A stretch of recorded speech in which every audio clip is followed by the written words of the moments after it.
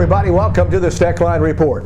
That big report that we've been waiting on from the government concerning MF Global, well, it's out, and we've got the details, which I'm sure won't shock you, but stay tuned for the details.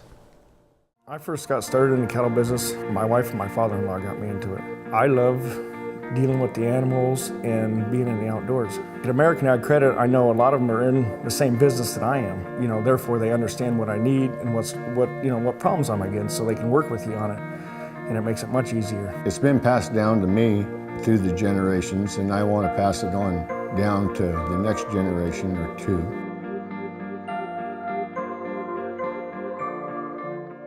Announcing the service and maintenance event going on now at Straub International, your genuine Case IH parts dealer. Receive from 5 to 10% parts and labor discounts with any inspection. Schedule a tractor inspection for just $315 or a combine inspection for $400. Inspections available for all major pieces of farm machinery. Plus, for a limited time, get half off hauling. Straub International now features the Case IH 330 Turbo Robo Sharpener system to bring your turbo blades back to like new condition. Visit any of our 7 locations for the Straub International service and maintenance event going on now.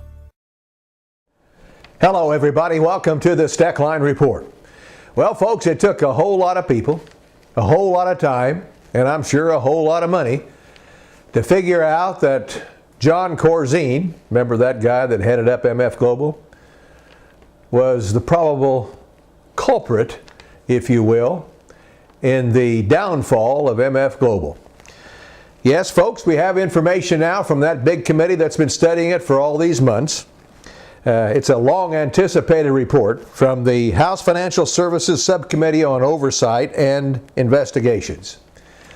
They said this, that they denounced former MF Global Holdings chief John Corzine's leadership in the months leading up to the collapse, while also criticizing the futures brokerage regulators in a much anticipated report that we all have been waiting on, but quite honestly we pretty much knew what the situation was.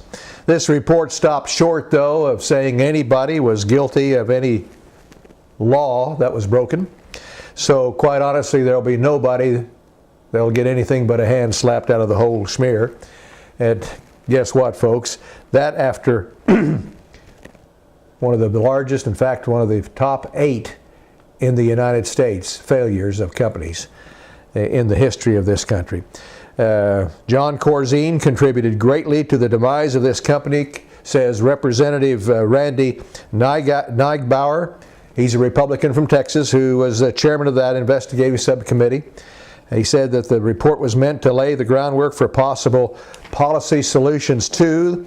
He urges Congress now to consider, for example, legislation that would impose civil liability on officers and directors of future firms who sign off on financial statements to authorize specific transfers from segregated customer accounts. With all this said and done, we really don't care too much, do we? We don't want it to happen again. We don't want people like Corzine or others that really evidently don't know how to run a major company like this to be involved in something that includes my money for sure, or yours.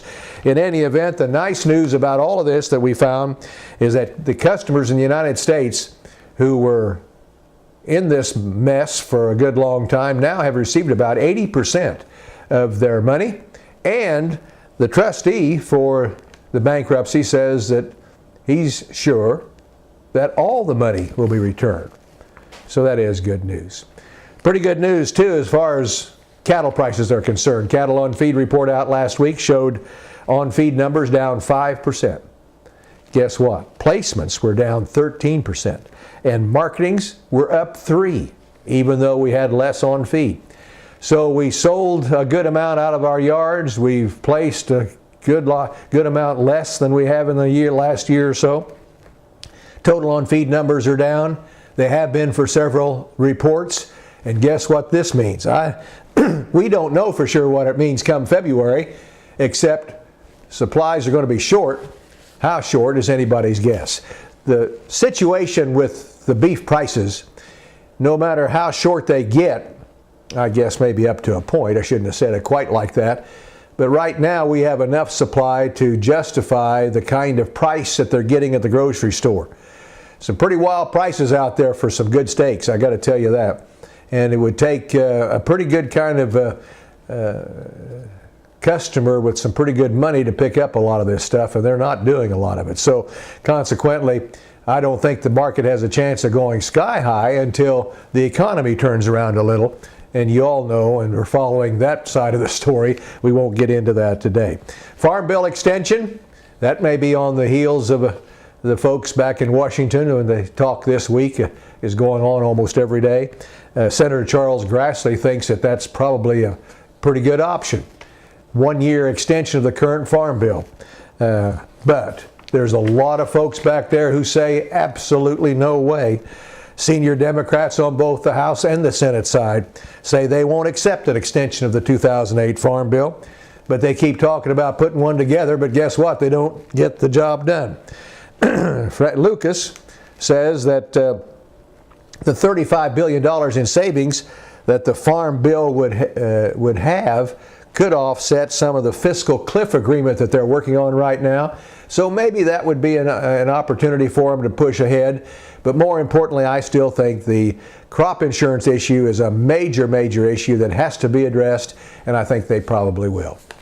Any day now. Let's hope. See you on the next Steckline Report.